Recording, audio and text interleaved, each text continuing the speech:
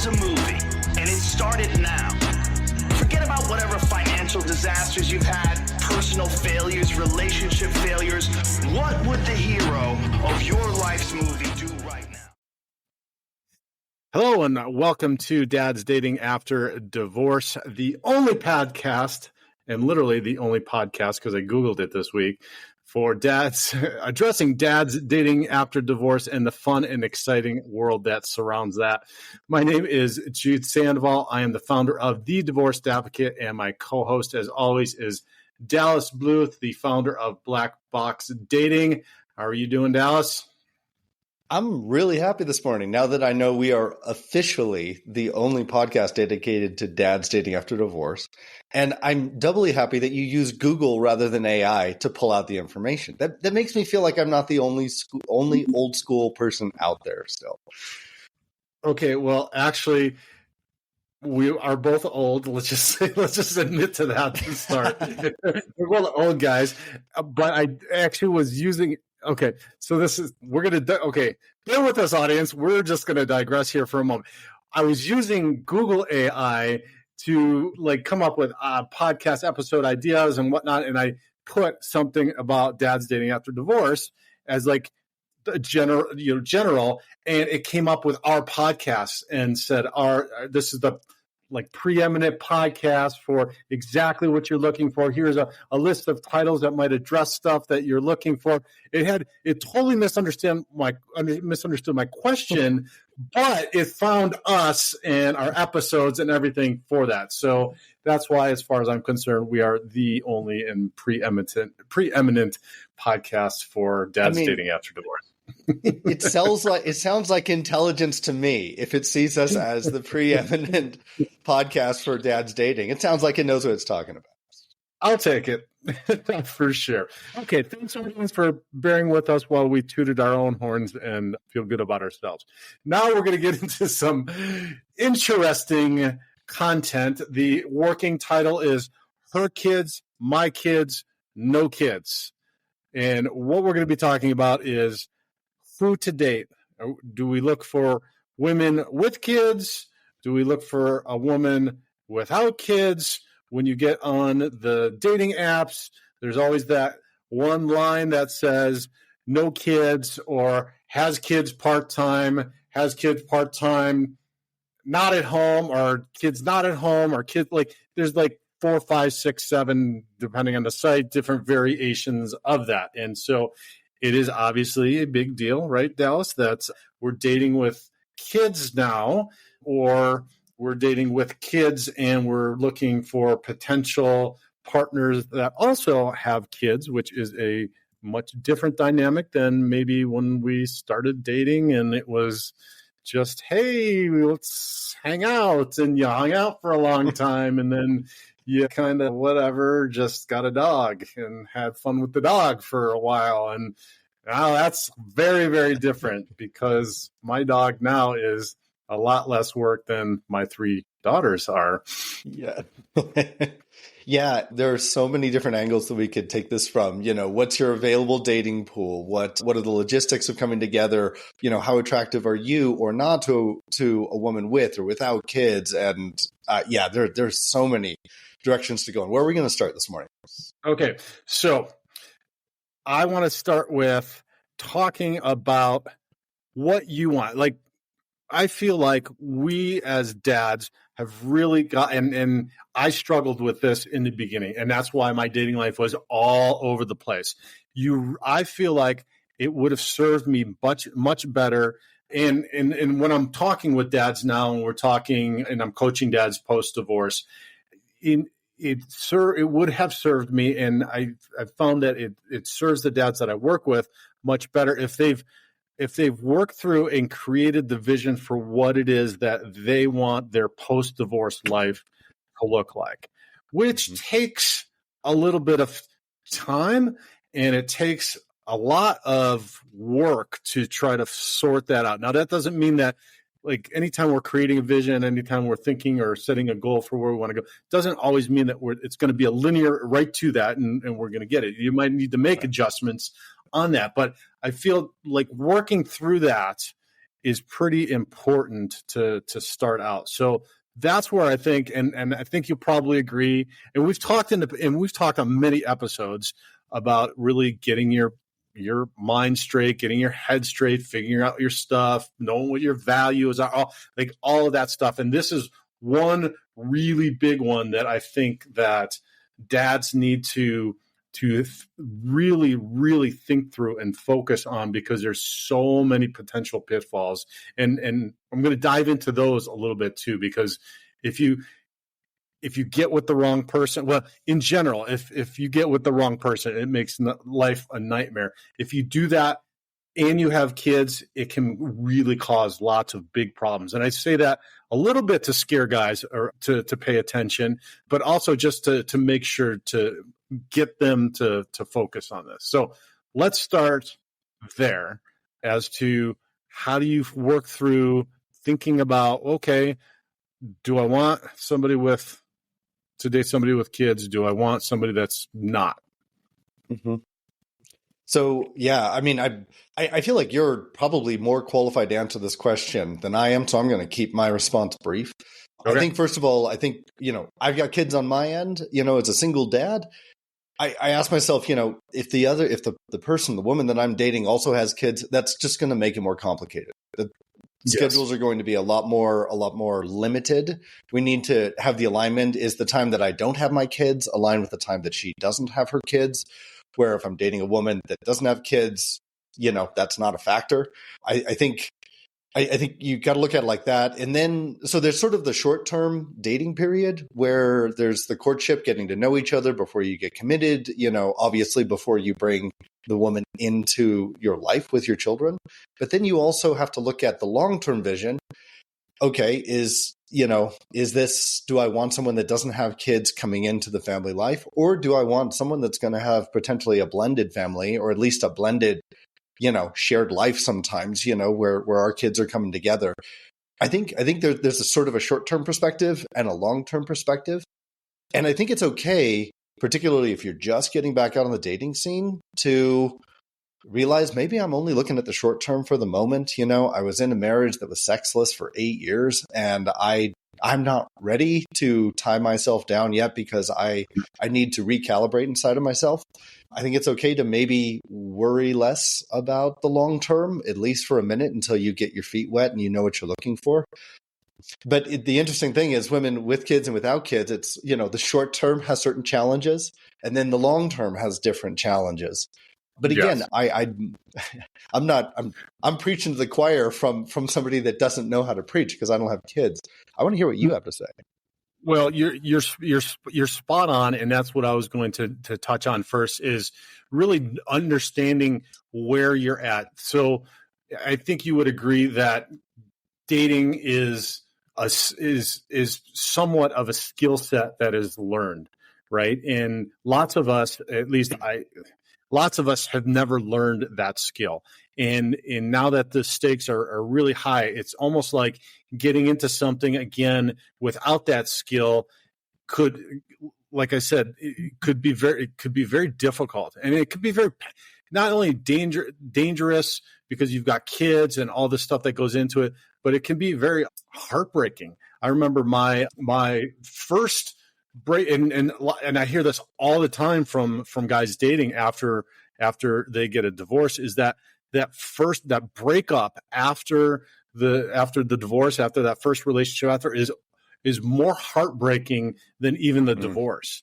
And that oftentimes happens because we haven't done the work, right? Like we've been talking about in other episodes, of really getting to understand yourself, what your values are, et cetera. And you kind of get in the same dynamic, right? And that's the heartbreaking thing, is because like you haven't figured it out, right? You haven't figured out, oh, okay, this, and so it makes it even more heartbreaking. So learning that, but then when you get into dating again, is take that time, like you said, in the short term, to start to build those skills. Don't jump in. Lots of times, and look, I was guilty of this, right? It's like, oh, I just want to replace this. I wanted to be married. I like being married. I have a family now. I want another family now. Like, let me plug and play, right? I'm going to that one left. Okay, I'm going to plug in a new one. That is a recipe for disaster, because you're going to really perpetuate what was probably an unhealthy relational dynamic with that next person. So get with a dating coach like Dallas and learn the skills that will help you in the short run. So in the short run, that looks like just dating, right? You're not thinking about blending families. You're not thinking about how the kids are going to get along together. You're not going to have to be that master communicator and potentially, if she doesn't have kids, then somebody that's going to really help her along in learning how to interact with kids. You don't have to worry about any of that yet. That's the short-term goal, is learning how to get out there and date. Yeah. What do you feel? What do you feel about that? I think that's totally true. I think you do need to get the dating skill down before you get too far into the relationship side. I want to echo back the one word that you said that I think I should really, really have a lot of self-reflection on, and that's the word replace. You mentioned that coming out of a relationship, you were looking to replace what you had with somebody else. You were looking for the plug and play that could fill, we're going to say, a hole that was left by the marriage. No woman wants to be another woman in your life. And if if you're coming to it, and again, not that anybody's consciously thinking, oh, I just want to find something to replace my last one, but we have to be honest with ourselves. How much are you looking to simply fill the void that has been created and that is very large in yourself, versus how much are you looking for something new with a woman? Because if you're looking at it saying, I don't know who this woman is, I don't know what exactly this dynamic is going to feel like. I know that the marriage that I had didn't work, didn't fail. I'm still figuring out the reasons for that. And I'm not looking to replace it right away with someone else. I'm looking for someone else to do it differently with. When you're coming to the table with that kind of a mentality as a man, a few things happen. One is that woman is going to feel respected because she's going to be seen as unique and different. Two, you're going to slow way down as a man because you're going to say, I don't exactly know how this is going to go. And that will prevent you trying to just plug and play and fill an emotional need. And need is attached to neediness, and that doesn't make you more attractive. The last thing also with replacing a woman is you're coming to it with, I think, too much of a vision of what you think you want.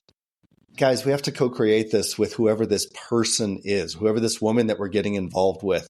If she's a replacement for another part, I mean, that's like going to the auto store, taking the oil filter and putting it in where the other oil filter was. That's not how she's not going to feel like a woman, like a person, like somebody who's valued. She's not going to feel like she has a voice. And if you really want a dynamic relationship with truly hot chemistry, mentally, emotionally, physically, sexually, and your dreams of the future, if you want all that chemistry there, she can't be just a replaceable component of your life. You have to realize this is a new machine that she and you are going to form together.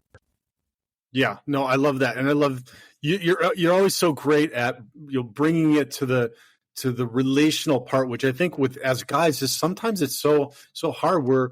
And particularly as dads, like we've been driven by family and for family and have created this environment and then it all breaks down and we literally, like, it's like a rehab project, right? We just want to rehab it, right? We don't want to start over. We don't want to scrape the building and start all over again. But really part of that is you kind of got to do that. It's more of like a scrape and rebuild and maybe repurpose some of the parts into it rather than a remodel project, right? Because it's not like what you said is it's not the same person that you're going to put in there. Hopefully, and because if it does, it's gonna fail again, and that's why the second marriages the divorce rate is even higher, and third marriages divorce rate is even higher than that, because we as guys, that's kind of what we do. We want to rehab it, and we shouldn't be. We need to just stop and do exactly like understand from that other perspective that, okay, well, this is a different person. There needs to be a different dynamic. So that's good that it is a different person. And hopefully we're going to look for that person that is going to fit a healthier relational dynamic. But it's going to take different skills that we need to build that we didn't have. Because if we had them, we wouldn't have been through what we went through, right? So you've got to get those skills, and you got to figure that out. Yeah, and one of those skills, now that we're really unpacking this, one of those skills is what kind of a conversation are you going to have with a woman that has kids versus a woman that doesn't have kids? Mm-hmm. Because if you think about that perspective, so the woman that doesn't have kids, maybe there's three buckets: the woman who doesn't have kids and has never been married, and the woman who was married but never had kids in the marriage, because those are two different buckets. I feel like coming out of you're divorced, even if you don't have kids, you're still feeling different inside than I've never been married. And I think we need to realize as men, first of all, you said it, scrape it. Don't try to salvage your last construction project and, bring it in and go like, well, we never built we never finished that wall. And it went through a couple of winters and the 2x4s are kind of jacked up now. It's like, dude, scrape it. Don't try to build something on that. Like, take it back down. Yeah. It costs more. You lose resources. It's more work. It's more time. But you can build a proper house that once it's finished, you're not worried if that wall is going to fall down on you again. But in order to do that, I think we have to realize that the conversations we're going to be having with a woman that's never been married and has no kids, the conversation about the project, the new project that you're looking for a partner, in doing, is going to be different with somebody who's never been married and never had kids. Yeah. And then a woman that has been married but didn't have kids, first of all, that's an interesting story. I'd like to know how all that played out with them. And then finally, the woman that has been married, and has kids, boy, that's a whole nother story, because she's got to unpack essentially what was the failed construction project on her end. And how you're going to spend more time comparing these two projects. And, I'm chuckling about it, one, because I haven't been through it. I don't have the same scarring, but I still feel that we have to bring a certain lightness in the heart, a certain positivity, which means, like you've said many times, you have to have done the work and you have to be on the path to healing, so that when you're having these conversations with that woman, the two of you are coming from a healthy place and you're ready to build something new. You're not still swinging at 2x4s with a sledgehammer trying to bring the thing back down to the ground. Like, that's the healing process. That's letting go of the past failed project. Right. I think we need to have three very different conversations depending on who you're dating.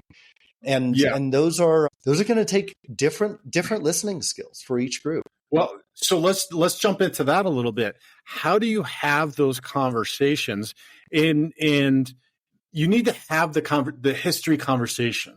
I think that's important. And you mentioned whether, okay, you don't have kids and you've never been married, you kind of want to know some background and understand and get to some level of understanding. You're not going to completely understand why that may have been, or you did have a marriage and didn't work out, or kids, and then what that dynamic looks like. You really need to know. You really want to know, because that gives you some insight into the person. But how do we do that without maybe coming across sounding like a DA, right? Like, here, and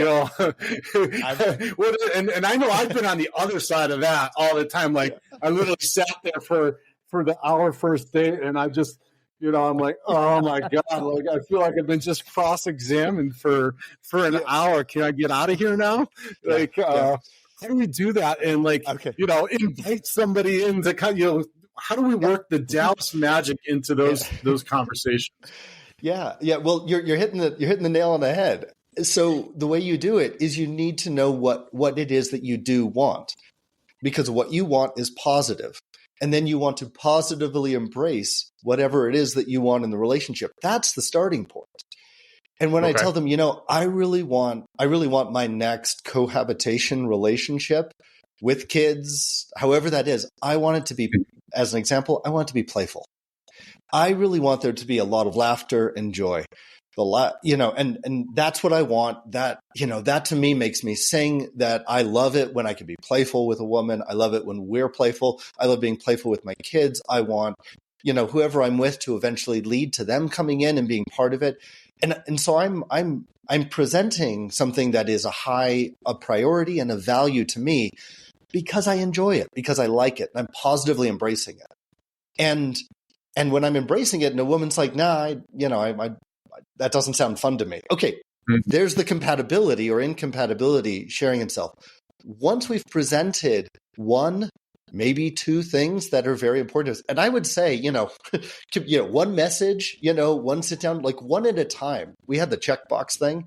You deliver one thing that is important, and then see how she responds, let her respond to that. And we're talking from a future vision of what we want things to be. And there's a certain amount of rapport. We can see that, oh yeah, that sounds great. I'd love, I've always wanted to, me and my kids, we kid around all the time. We horse around. Like, do you ever make forts in the living room when you on movie night? Do you ever, whatever it is, like, do you guys ever go out in the backyard and sleep in tents? And, and you compare pictures of what that playfulness looks like in a household. And you see whether or not your pictures are compatible. And once you can see that they are, you've already got some positive bonding that's happening between the two of you. You know that you're like, we want to build the same kind of structure, going forward. And now you can talk about past challenges that you've had. You can talk about, one of the things I ran into that was kind of a challenge that I didn't see coming. Notice I'm taking responsibility of I didn't see it coming. What, was that, the practicality of, somebody having to travel a lot for work, that really took a toll. And we never figured out. Notice I'm saying we, not her, not my ex, not, I'm saying we never figured out how to reset so that we could keep that playfulness. Or if I'm being totally honest, I never communicated to my ex how important playfulness was in the home for me. Right. And again, I'm just using playfulness as an example. But when we set the value and the priority first, and then we provide backstory for it, the backstory doesn't feel like a dump truck being unloaded on somebody. It makes sense. It gives its context for and supporting the vision that we want. What do you think about that? Yeah, no, I think that's great. And what you just said doesn't all happen in like the first 20 minutes of a conversation, right? Like avoid that, like that DA style questioning or oversharing of, because you might be getting you might be on the receiving end of that DA style questioning and then start getting into all of this details. Like I try to avoid that. Try to inject maybe some humor into it or deflect some of the questions, because really what I found is you want that to evolve over a period of time, over a period of dates, right? And I think sometimes I see guys getting into this is they really, again, it's the checklist. Like they want to go through all this checklist and see like, oh yeah, she fits. And I actually see a lot of women too. And I think women's mentality around that is a little bit less like I don't want to waste time. Like I don't want to deal with that. Men's is more of like a checklist, and women's is like I just want to deal with this, and so I'm gonna like, is it a checklist or whatnot? But I find that the best way to do that is over a series of dates. So then that makes you have to number one, not have this preconceived notion of like what's going to happen on date 1, 2, 3, 4. Like this is an evolving process that you're going through. And hopefully if, like you talk about, if you're inviting her into fun and interesting things and you're doing things and you're relating, then you can fit some of this stuff in. That's actually where I feel you're going to get some of the most authentic answers. Because if you're sitting there DA style, what I feel like I get a lot of the time, because I've been, is like, I don't know. I've never thought about that. And it's like, oh my God, seriously? Like, okay. But if you're like, you know what I'm talking about, right? Then it's like, and then it's just, it's like, she's not even pleading the fifth. She's just like, you don't, like you say, you don't have them in their creative feminine place where they're going to be open and they're going to want to talk to you and open up about things. So yeah, I don't know. I think I'm still trying to figure it out, but that seems to be better than my DA style when I just, want to be like, okay, can I figure out if we're going to have date number 2? If you cross off 6 of 10, you can have date number 2. You're the winner. Right. Okay. Okay. Tournament style. You've made it to the semifinal round. Yeah. Okay. I think the thing we need to remember is, first of all, you're not trying to decide, are we going to have another date? You're trying to decide as a man, am I going to extend an invitation to her for another date? We need to establish and maintain free agency. Am I interested in what I'm looking at? Do I feel enough attraction? Do I want to invite her out again? That's my job as a man. And then when I go to extend that invitation, I want that invitation and the man extending it to be as attractive as possible. That's my job. I don't need to figure out if we are going to have another date. We aren't anything yet. We are still very much independent free agents from each other. So if I start thinking about trying to assess, is this going to go somewhere? There is no this yet. There is no relationship. It's, do I want to extend an invitation to her?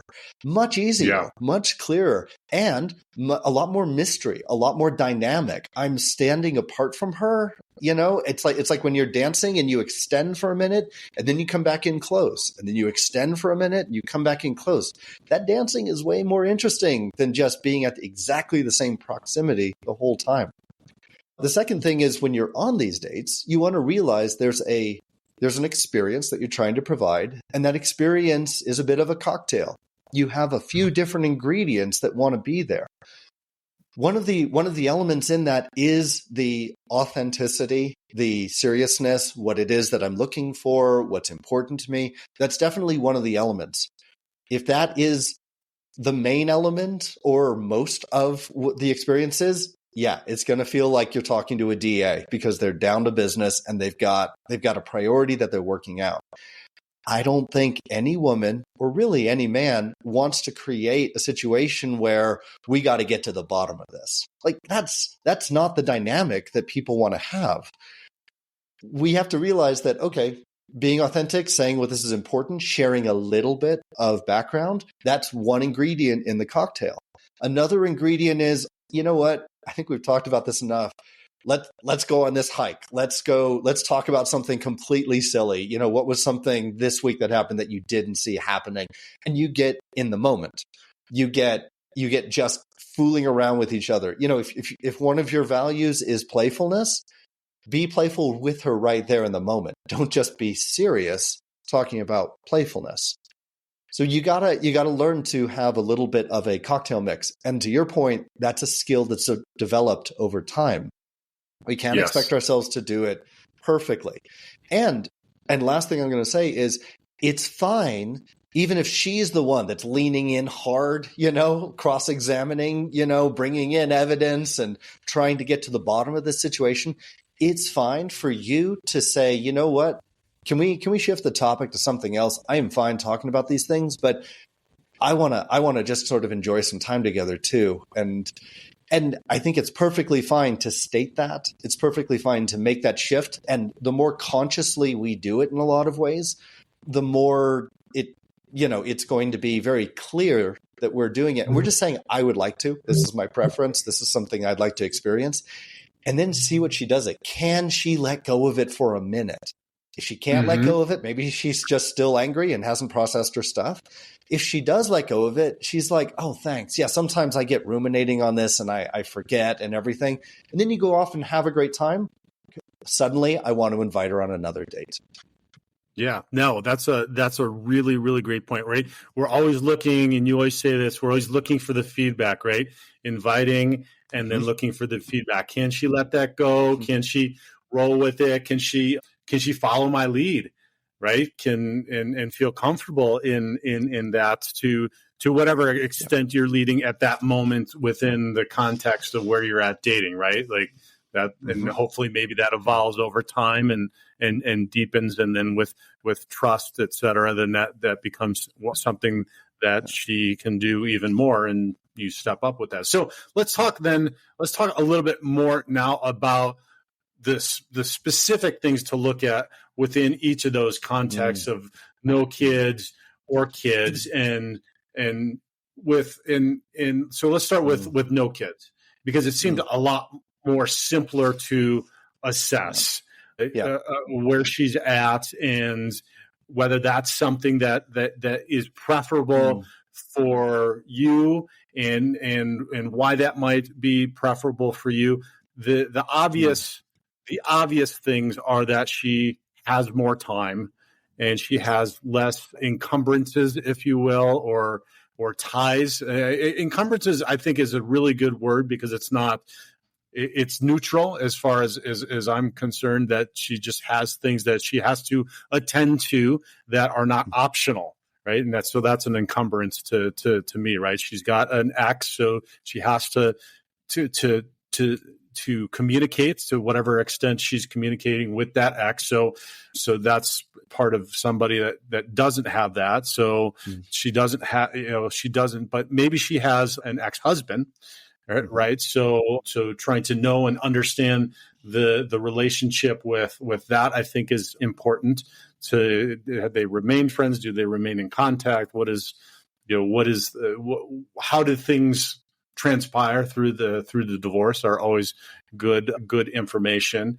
So that is some of the first things. Also, the big one for me is, does she relate to and understand that you have kids? And I say, and so let's talk about, because I think that's a big one, is how do we probe around that?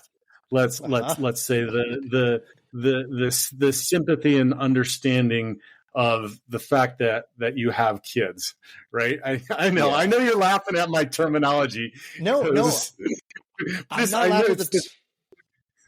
not laughing at your terminology. I'm laughing at the opportunity for me to. I'm laughing at the opportunity for me to vent slightly, actually, in this moment, because I've been on several dates with attractive single moms, and they came to the summary judgment off of one date that I can't understand or relate to their lives as a single mom whatsoever. Oh. And I was like, what exactly led you to believe that I don't understand this? Because we didn't even talk about it. I think they assumed that, Dallas has got his finances together. He doesn't have the typical 9-to-5 job. Oh, he must be a Peter Pan. He must be, just out there having fun. And they assume that I don't understand, what the severity is of parenthood. And I can tell you, actually, I've talked with several, parents, and it's like, they're like, no, you get it. Like, you understand, once you have kids, your life is not your own life. And I understand, if I've become involved with a woman, a whole bunch of my life becomes not my own life anymore. It's not like I get to just be, sort of like the bachelor that lives with the woman who happens to have kids, but they're all her responsibility. Like, I know that's not how that works. I think it's important to not project and make assumptions on what the other person does or does not understand. Because that comes from, I think, how we were raised. Because I've seen very, very irresponsible parents, very absentee parents. And I've seen single people that are a lot more responsible with kids. So I think when we're trying to assess where the person is, first of all, beware of projecting onto them too much of what you think you know about the situation when you don't really know them that much. You might be throwing out a really good thing. The second thing is, again, we communicate in words, but we think in pictures. Paint a picture for the woman of what something actually looks like if you want to know what's her level of understanding into the situation. If you say it's a lot of responsibility being a dad, she doesn't know what the heck that means if she doesn't have kids.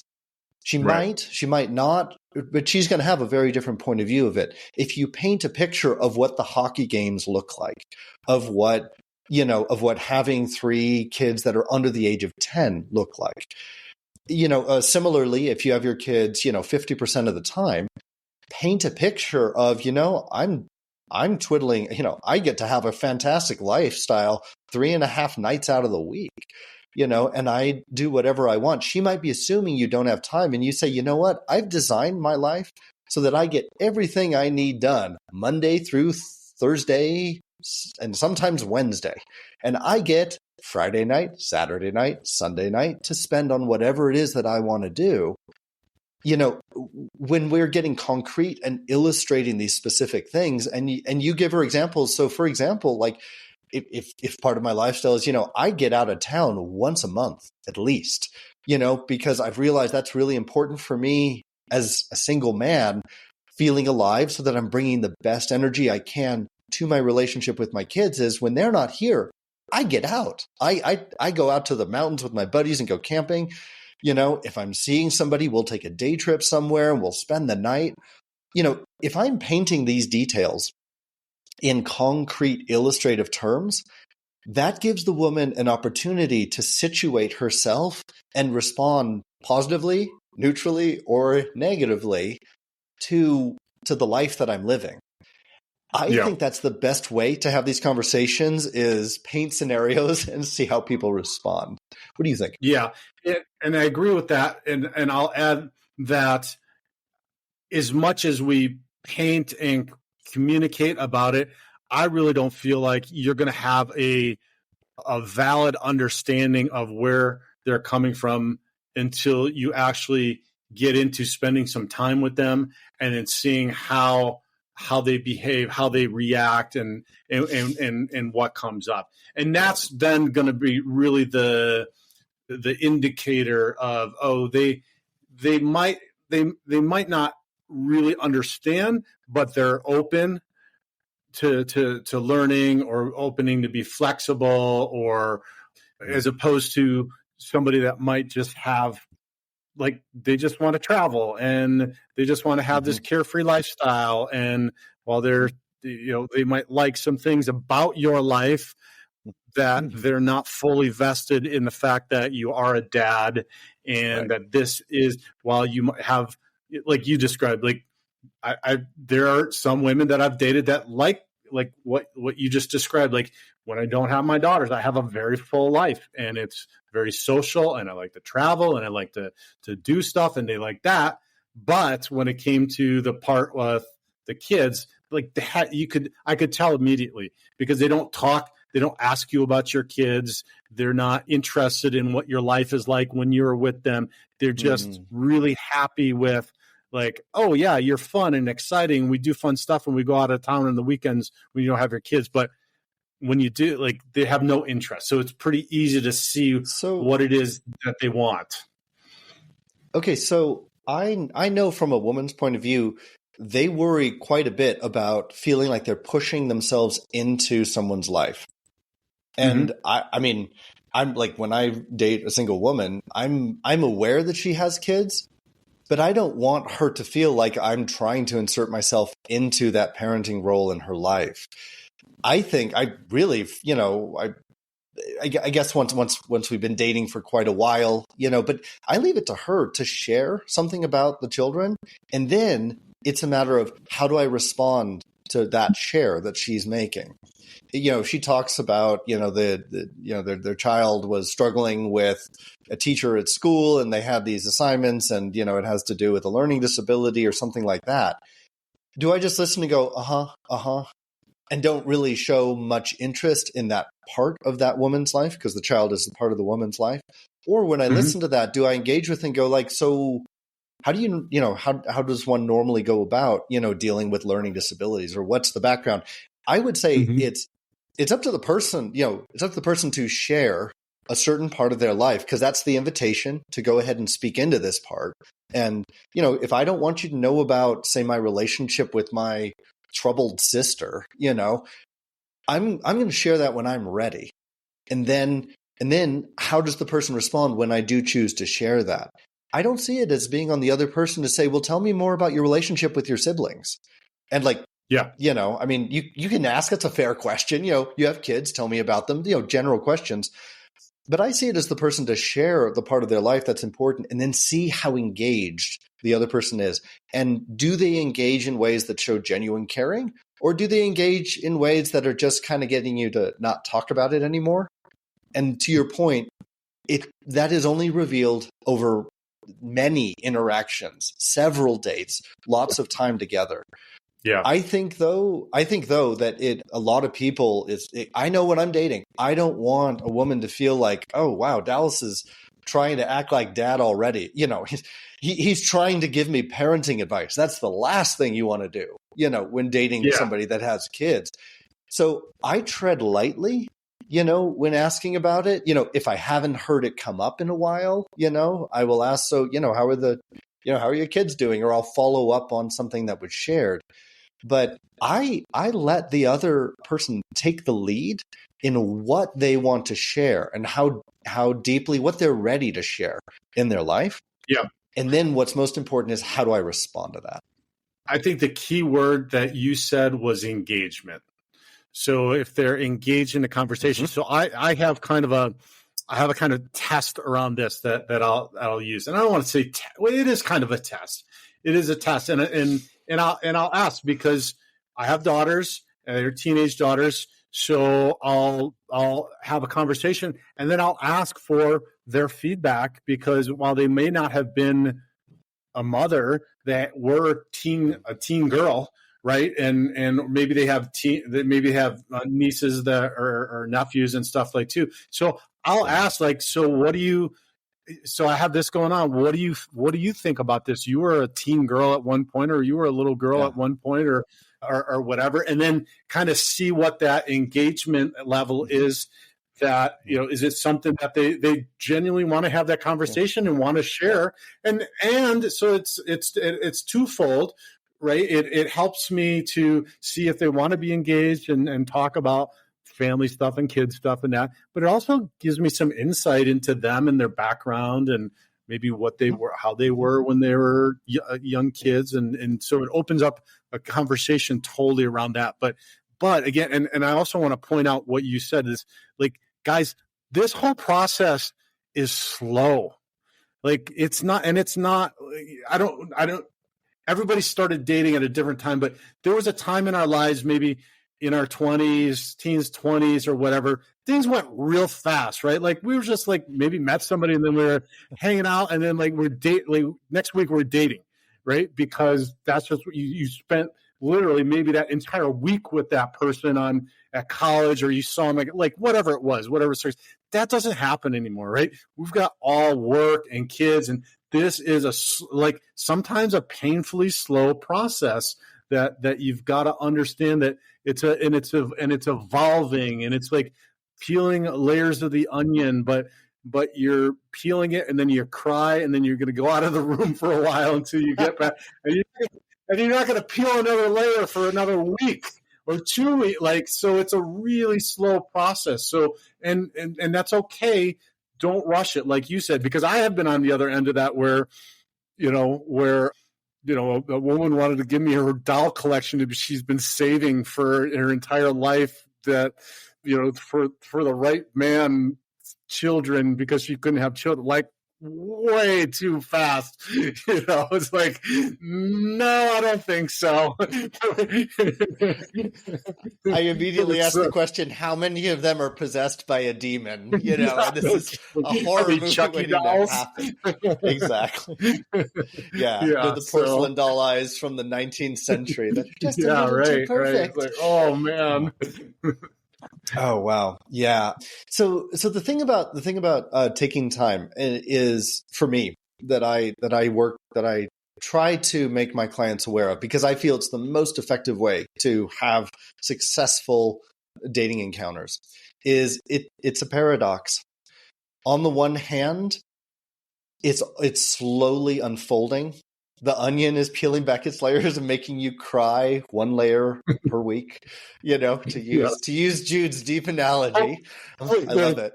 Tears of joy and not tears of sadness, right? Yeah, I think it really depends on simply the perspective that we bring into it. It's sort of like fear and excitement. It's just a question of whether or not you breathe. Yeah.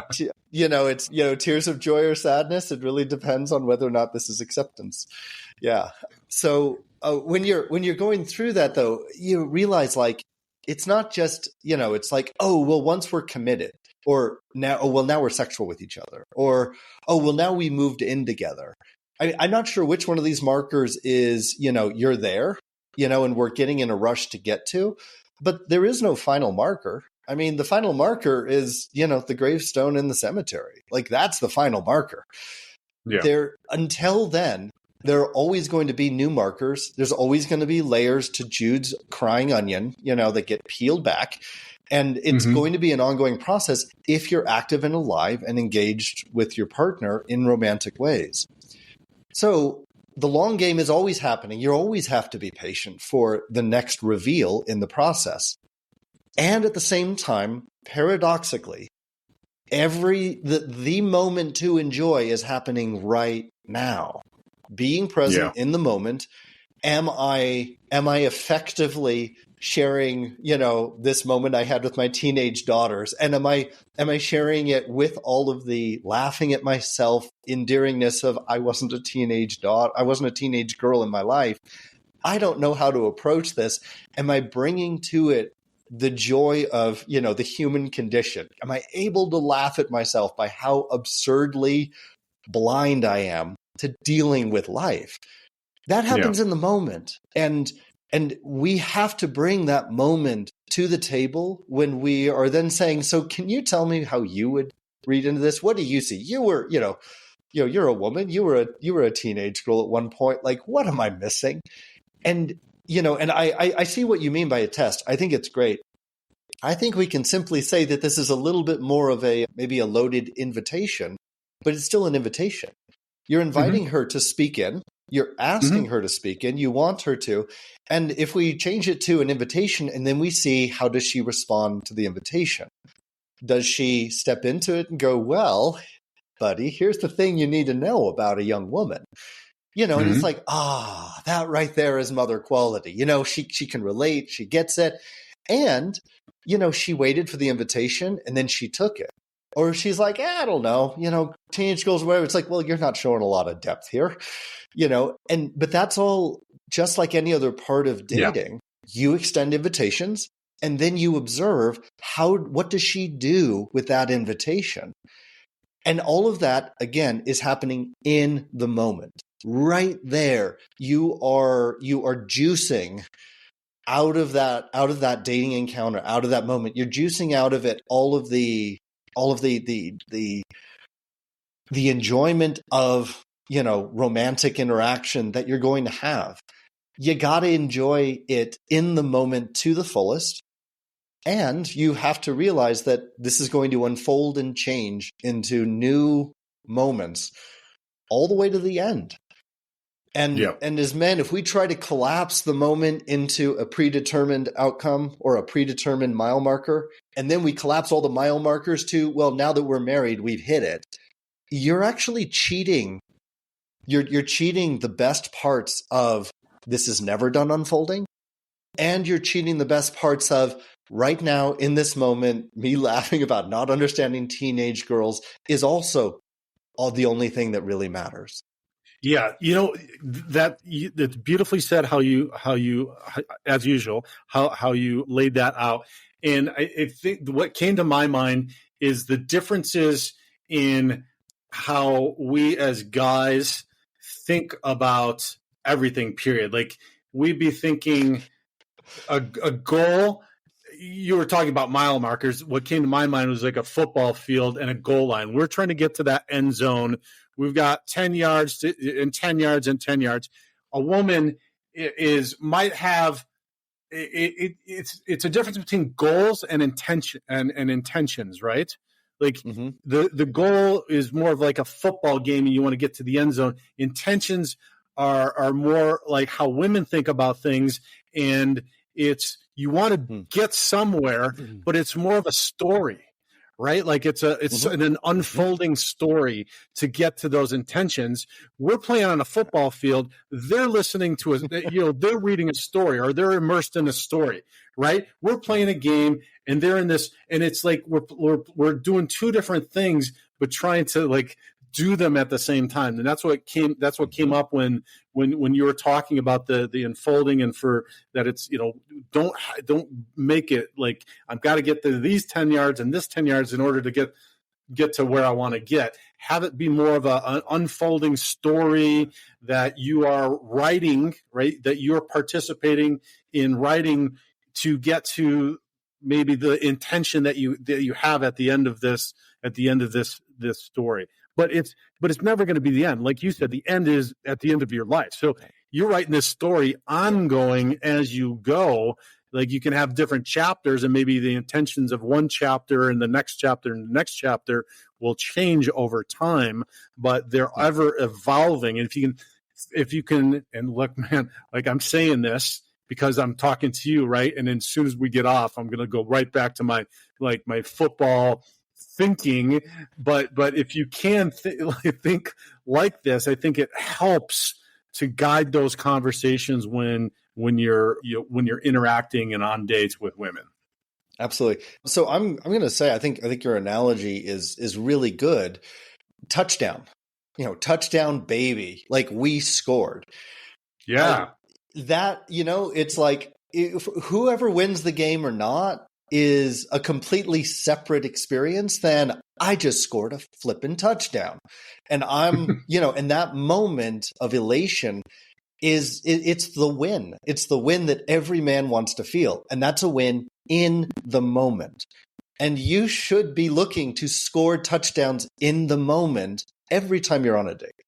Every time you're sending a text message. I mean, I'm not trying to say like, obviously every single moment is a touchdown, but you should be looking to deliver that experience to yourself and to the woman in an ongoing way. You want to feel like you won the moment, because that's what that touchdown is.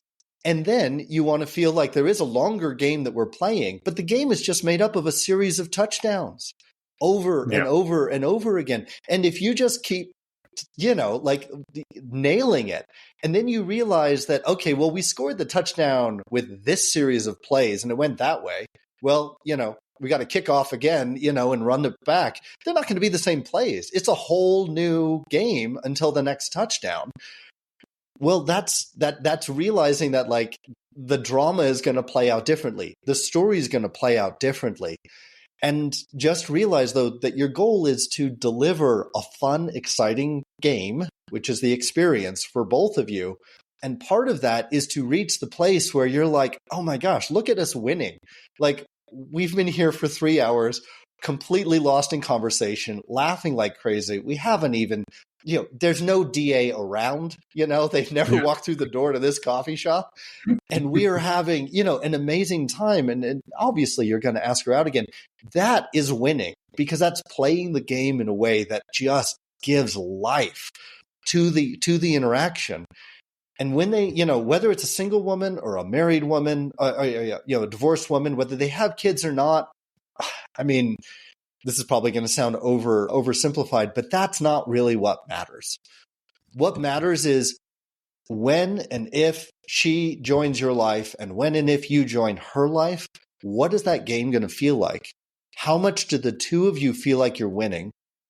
And from her point of view, how rich and full is this romantic story that you're leading and inviting her into?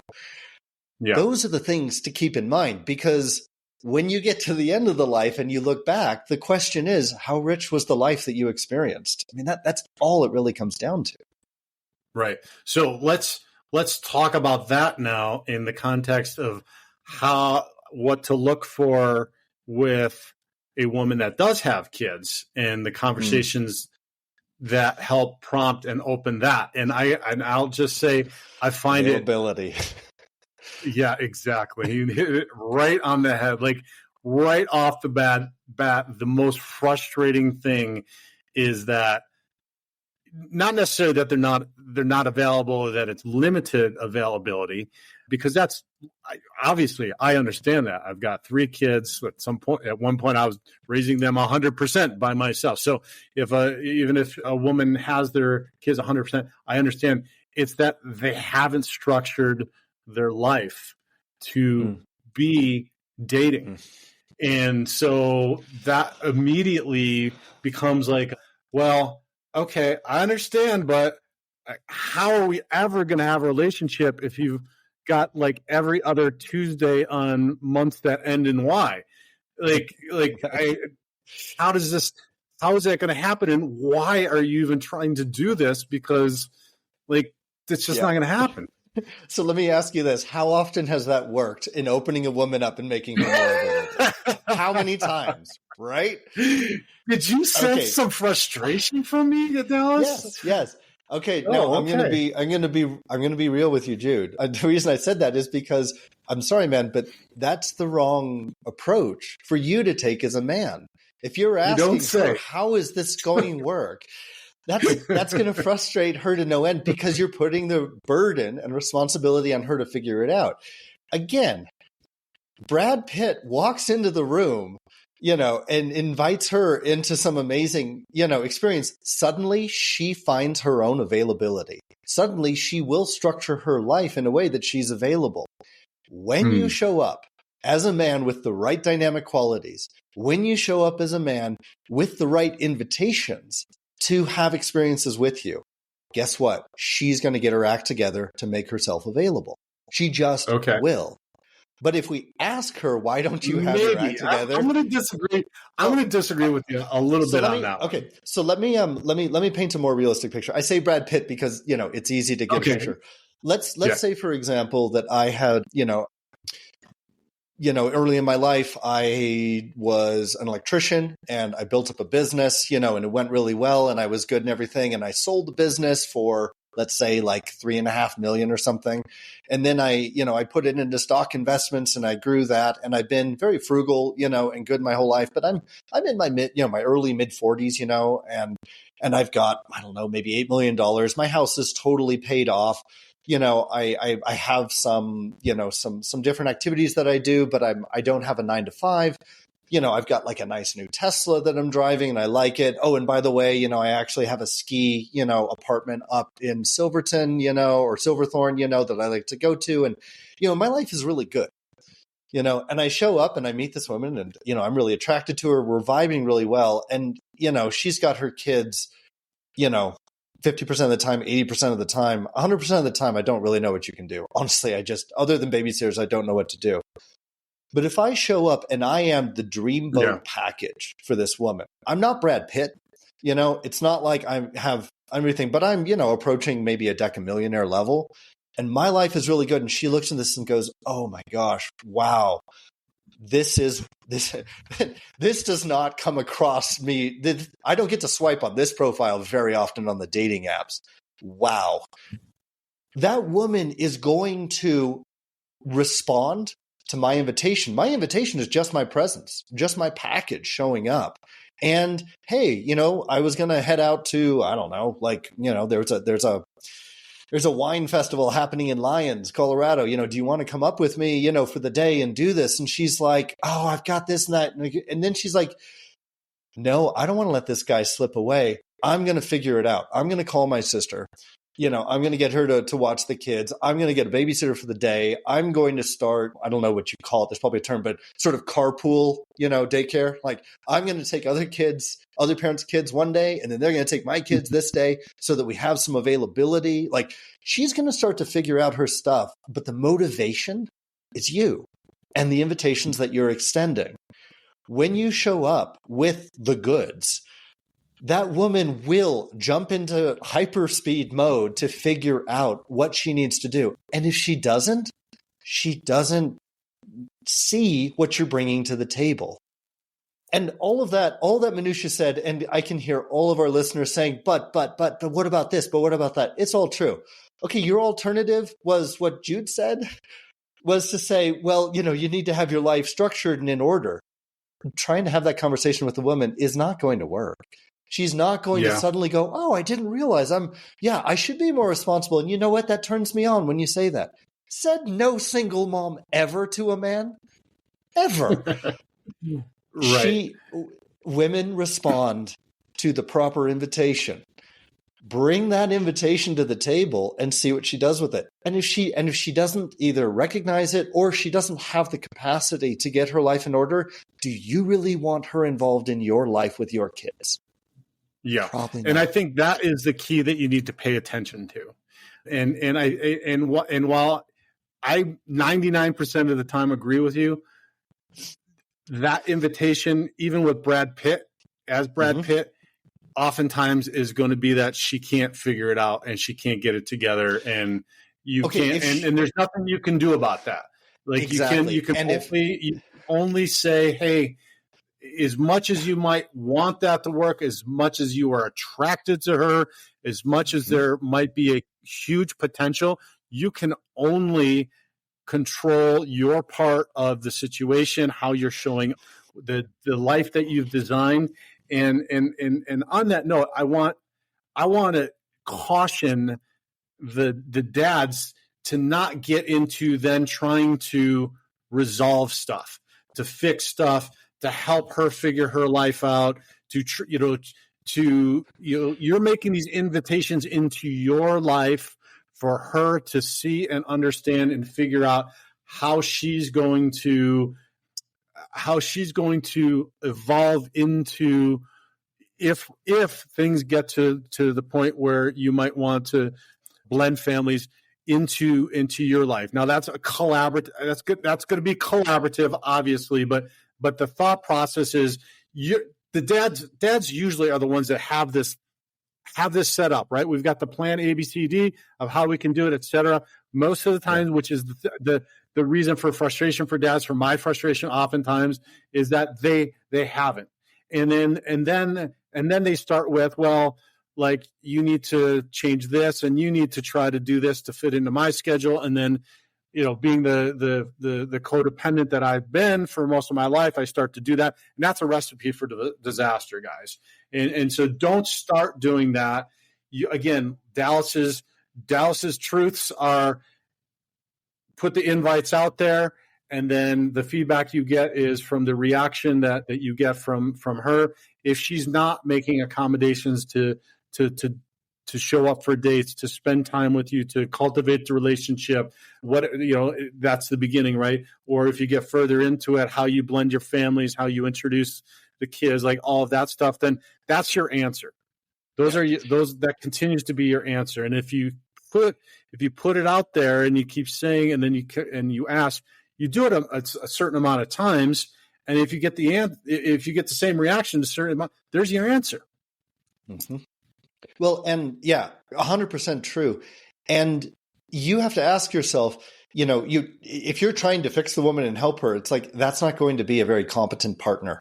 If she can't get her life together, joining it with you, it probably isn't going to bring it together either. And you have to ask yourself, is this really who I want to bring into my household, into my family? And I mean, I don't have children, but I do have this very strong belief. My number one priority as a single dad would be to protect my children.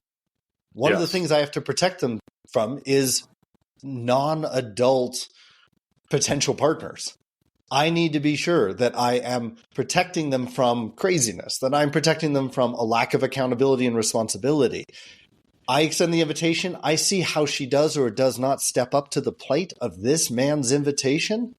And then I have to ask myself, do I want a woman that steps up or doesn't step up that way to have any influence on my children? I have that responsibility as a single dad. Do I want them ever crossing the threshold to my home and being exposed to my kids? And that's a very, very sobering question to answer. And if you're like, well, but she's really hot. Do I want this woman influencing my children's life? That I think is maybe, one of the most important questions we have to ask when we're trying to figure out, does she have kids or not, and again, I feel like that's independent of whether she has children or not. That's a separate quality. I was just going to make that point. Just because she has children does not mean that answer is yes, because does not necessarily mean that, right? And vice versa. It doesn't mean no if she doesn't have kids or hasn't had kids or wants kids or whatever, wherever she's at. So that you're spot on. That's got to be your first. And that's what I alluded to earlier with the potential danger, right? Because then this person is involved in your life. This person is intimately interacting with your children. And so that is a huge question to ask yourself. Another reason why it takes very long time to get to that point, fellas. And when I say a very long time, I mean months and like 6, 9, like really 12 months going through. I really feel like you need to go through the seasons and spend this time because, number one, because it takes longer to have these conversations. You don't have as much time and access to each other, and because it is an evolving process, and anybody can hide anything for a short period of time. So, and not that anybody's hiding anything consciously or on purpose, but people's true nature and authenticity will come out over time. And the only thing that will help that is to slowly let that evolve. Yeah. Slow it down, and it helps a lot to have external help. It helps to have a coach. Jude, you are awesome at helping men gain perspective and to guide them and coach them through it. So I know we're probably coming up on the end of our hour here. So I'm just going to plug it right here and say, Jude, tell guys how they can get coaching services to further support and assist this process. Yeah. So this is something wherever guys are at, I think, even if they're just contemplating divorce, and when we have conversations, they're always thinking about, well, even if my marriage is ending now, I want to do this in a process that is beneficial to everybody, including my future ex-wife, but mostly my kids, to where eventually I can have another romantic relationship and then be a model of a relationship for them eventually. Like almost exclusively every guy that comes into our community has that intention if I talk to them and we get into that. Oftentimes that's not even on anybody's radar, but that is the big thing that we do with the divorced advocate community is we help get through this difficult and challenging time in a healthy and less traumatic way, which benefits everybody on the back end, and then gets us to where we are when we're talking about stuff here, Dallas, about dating after divorce. So if guys are interested, visit thedivorcedadvocate.com. There's all kinds of resources there. Like you said, I do individual coaching, which I think, just like relationship and dating coaching, everybody should have a relationship and dating coach, because the skills that we're alluding to in the beginning, we don't learn, right, unless our parents, which a lot of our parents didn't teach us. Same thing with divorce. You're not going to go through this hopefully more than one time. You don't know what you don't know going through it. And there's a lot of pitfalls. So I think everybody going through, I wish I had somebody coaching me through it. It would have helped me through some of the challenging times. So visit thedivorcedadvocate.com, and all the information you can find is there. And in Dallas, when they are ready to jump in and determine her kids, my kids, or no kids, how do they get a hold of you? Yeah. When you're looking to bring more of those touchdown wins to every single moment in your dating life, jump on over to blackboxdating.com. We've got a men's coaching program. We have weekly office hours. We have an every other Monday program that is a level 1 dating mastery for men that walks you through setting your goals. How do you get there? What are the obstacles, assessments that you do to figure out where you are in your own dating life? What do you need to work on? And then one of the fun elements is the last weekend of each month, we actually go out with the guys into the field, and we get real with each other, and we interact with women. And jump on over to blackboxdating.com to check out the details. Yeah, you were telling me some stories about your field work last week, and it sounds like so much fun. So that's cool. So check that out, guys. Dallas, always a pleasure, man. We blew through an hour again. Awesome.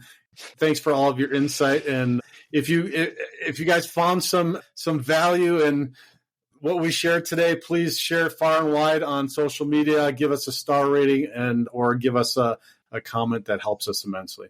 Dallas, have an awesome week. Thanks. You too, Jude. See you next week. Be the hero of your own movie. If your life was a movie and it started now, forget about whatever financial disasters you've had, personal failures, relationship failures. What